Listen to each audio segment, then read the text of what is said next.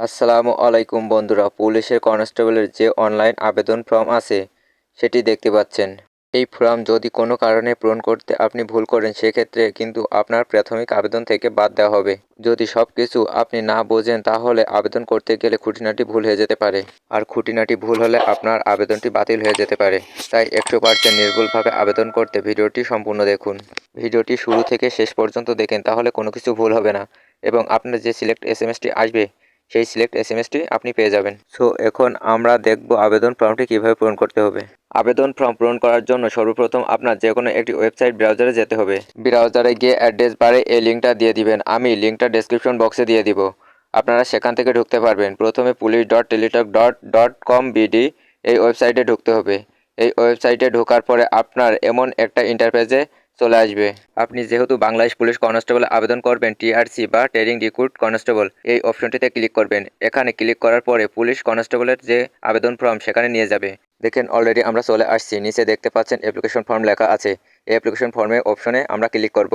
Application ফর্মে click করার পরে এমন একটা ইন্টারফেস আসবে। এখানে দেখেন নেম অফ দি পোস্ট, এখানে যে টিকমার্ক আছে এখানে একটা ক্লিক করবেন। তারপর নিচের দিকে দেখুন নেক্সট অপশন আছে, নেক্সট অপশনে ক্লিক করব। নেক্সট অপশনে ক্লিক করার পরে অনলাইনে যে আবেদন ফর্মটি আছে সেটি কিন্তু আপনার সামনে শো করবে। আমি কিন্তু আপনাদের প্রত্যেকটা স্টেপ ধরে ধরে আপনাদের দেখাবো। বেশিরভাগ লোক একটা জায়গায় ভুল করে, সঠিক উচ্চতা এবং ওজন। এই অংশটা আপনারা কিভাবে হিসেব করবেন সেটাও আমি দেখিয়ে দিব। আপনি ধৈর্য সহকারে ভিডিওটি দেখুন, আমি সব কিছু বুঝিয়ে দিব। অ্যাপ্লিকেশন ফর্মে প্রথমে যে অপশন রয়েছে অ্যাপ্লিক্যান্ট নেম, এখানে এসএসসি সার্টিফিকেট অনুযায়ী আপনার নামটি অনুরূপভাবে বসিয়ে দিবেন। তারপর ফাদার্স নেম, সার্টিফিকেট অনুযায়ী আপনার পিতার নাম যেভাবে দেওয়া আছে অনুরূপভাবে বসিয়ে দিবেন। অনুরূপভাবে আপনার মায়ের নামও বসিয়ে দিবেন। এরপর আপনার জন্ম নিবন্ধন তারিখটি সঠিকভাবে বসিয়ে দিবেন। এরপরে নিচে দেখবেন জেন্ডার দেওয়া থাকবে, ছেলে হলে মেল দিবেন, মেয়ে হলে ফিমেল দিবেন। এরপর রিলিজিয়ন, যার ধর্ম যেটা সেই নামটা দিবেন। ইসলাম হলে ইসলাম, হিন্দু হলে হিন্দু, খ্রিস্টান হলে খ্রিস্টান, বৌদ্ধ হলে বৌদ্ধ। এরপর ব্লাড গ্রুপ, যদি ব্লাড গ্রুপ জানা থাকে তাহলে ব্লাড গ্রুপ দিয়ে দিবেন, আর না জানা থাকলে অবশ্যই ব্লাড গ্রুপ পরীক্ষা করে তারপর আবেদন করবেন। তারপর দেখেন কোটা, কারো যদি কোনো কোটা থাকে তাহলে সেই কোটা দিয়ে দিবেন, আর যদি না থাকে তাহলে জেনারেল রেখে দিবেন। এরপর সবচাইতে গুরুত্বপূর্ণ অংশ, উচ্চতা এবং ওজন। আমি পাসপোর্ট 7 এবং ওজন 60 কেজি দিলাম। পাশের তালিকা অনুযায়ী আপনার উচ্চতা এবং ওজন দিয়ে দিবে। এরপর বুকের মাপ সর্বনিম্ন 31 ইঞ্চি এবং প্রসারিত অবস্থায় 33 ইঞ্চি। এরপরে ন্যাশনালিটি, অবশ্যই বাংলাদেশি হতে হবে, কারণ এই সার্কুলারের প্রথম শর্ত হচ্ছে অবশ্যই বাংলাদেশি হতে হবে। এরপর দেখেন বার্থ রেজিস্ট্রেশন, যার জন্ম নিবন্ধন কার্ড আছে সে জন্ম নিবন্ধন অনুযায়ী নাম্বার দিবেন, এবং যার এনআইডি কার্ড আছে সে এনআইডি কার্ডের নাম্বার দিবেন। আমি জন্ম নিবন্ধন দিয়েই দেখাচ্ছি, ন্যাশনাল আইডি কার্ড না দিবেন। এরপর মেরিটাল স্ট্যাটাস, অবশ্যই সিঙ্গেল হতে হবে। মেরিটে এখানে আবেদন করতে পারবেন না, শুধু সিঙ্গেলটাই আবেদন করতে পারবেন, সো সিঙ্গেল দিবেন। এরপর প্রেজেন্ট অ্যাড্রেস, কেয়ার অপশনে বাবার নাম দিবেন, বাবা বেঁচে না থাকলে মায়ের নাম দিবেন।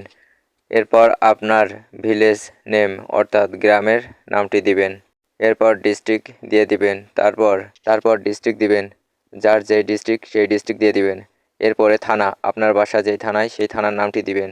তারপর পোস্ট অফিসের নাম। এখন যদি আপনার প্রেজেন্ট অ্যাড্রেস এবং পার্মানেন্ট অ্যাড্রেস একই হয় তাহলে এই অপশনটিতে ক্লিক করে দিবেন। এরপরে মোবাইল নম্বর, এই মোবাইল নম্বরটি খুবই গুরুত্বপূর্ণ, কারণ আপনার এই নম্বরে এসএমএস পাঠানো হবে, তাই নম্বরটি ভালোভাবে দেখে মিলিয়ে সঠিক নম্বরটি দিবেন। উপরে যে নাম্বারটি দিবেন নিচেও ঠিক সেম নাম্বারটি দিয়ে দিবেন। এরপরে একাডেমিক কোয়ালিফিকেশন, পুলিশ কনস্টেবল আবেদনের যোগ্যতা এসএসসি পাস, এসএসসি দিয়ে দিবেন। জেনারেল হলে জেনারেল, মাদ্রাসা হলে মাদ্রাসা, ভোকেশনাল হলে ভোকেশনাল দিয়ে দিবেন। এরপর শিক্ষা বোর্ডের নাম, যার বোর্ডের নাম যেটা ওই নামটা দিয়ে দিবেন। এরপর রোল নম্বর এবং রেজিস্ট্রেশন নম্বর দিয়ে দিবেন। এরপরে রেজাল্ট, এসএসসিতে জিপিএ কত পেয়েছেন সেটা এখানে উল্লেখ করবেন। তারপর যে গ্রুপ থেকে পাশ করেছেন সেই গ্রুপের নাম দিয়ে দিবেন। দেওয়ার পর পাশের বছর দিয়ে দিবেন।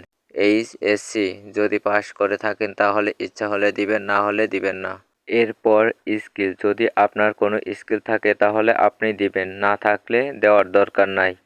এরপর নিচে যে কোডটি আছে কোডটি অনুরূপ পাশে বসিয়ে দেবেন। দেওয়ার পরে এই টিক মার্কে ক্লিক করে নেক্সট অপশনে ক্লিক করতে হবে। নেক্সট অপশনে ক্লিক করার পরে এমন একটি ফর্ম চলে আসবে, যেটি আপনার আবেদন ফর্ম। এখানে সব কিছু ঠিক থাকলে নিচে দেখবেন upload photo and signature, photo 300 by 300 এবং সিগনেচার 300/80 পিক্সেল হতে হবে।